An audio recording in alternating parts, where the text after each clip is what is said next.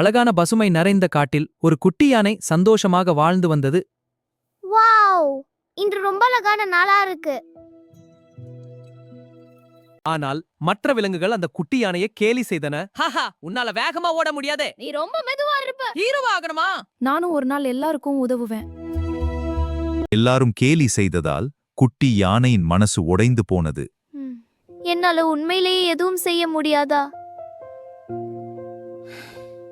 அப்போது திடீரென காட்டில் ஒரு பெரிய காட்டுத்தீ பரவ ஆரம்பித்தது.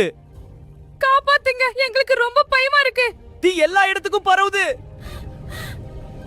புகை எல்லா இடங்களிலும் சூழ்ந்தது. சிறிய விலங்குகள் பயத்தில் ஓட ஆரம்பித்தன. வெளியே போக வழியே தெரியல. யாராவது எங்களை காப்பாத்துங்க.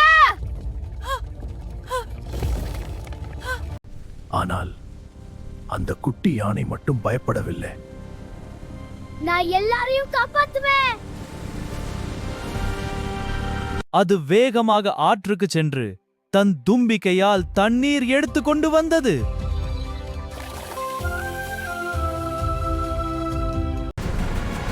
மீண்டும் மீண்டும் அது தண்ணீரை கொண்டு வந்து தீ மீது ஊற்றியது. அப்போது ஒரு பெரிய மரக்கிளை கீழே விழப் போனது. நாங்க சிக்கிக்க போறோம். ஆனால் அந்த குட்டி யானை தன் பலமான உடலால் அந்த கிளையை தாங்கியது. வெளியே ஓடுங்க. சில நேரங்களில் காட்டுத்தீ முழுவதும் அணைந்தது. அப்போது எல்லா விலங்குகளும் அந்த குட்டி யானையை ஆச்சரியமாக பார்த்தன. நீ இல்லை என்றால் நாங்க உயிரோடு இருக்க மாட்டோம். நாங்க உன்னை தவறாக நினைத்தோம். பலம் உடம்புல இல்ல, நல்ல மனசுல தான் இருக்கு.